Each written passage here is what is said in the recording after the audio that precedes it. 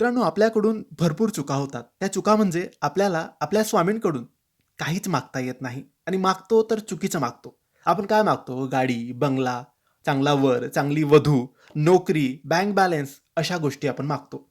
पण मुख्य गोष्टी आपण मागायच्याच सोडतो आणि तिथेच आपला घोळ होतो, तिथेच आपण चुकतो. तर आजचा हा व्हिडिओ संपूर्ण बघा, कारण या व्हिडिओमध्ये आम्ही तुम्हाला सांगणार आहे, की आपल्या स्वामींकडून काय मागावे आणि कसे मागावे.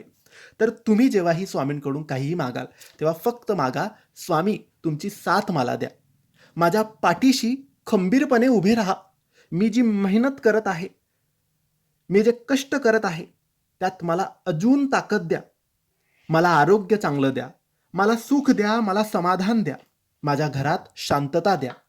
पोटभर जेवण द्या आणि मला सुरक्षा द्या." ह्या अशा गोष्टी स्वामींकडून मागा.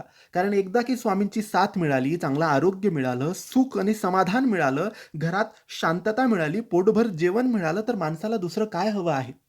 गाडी, बंगला जे हवं आहे ते तर आपण मिळवूच. स्वामींची साथ एकदा की मिळाली, की बाकी गोष्टी तर क्षुल्लक आहेत. त्या आता आपोआप मिळतील. पण एकदा की स्वामींची साथ तुम्हाला मिळायला पाहिजे.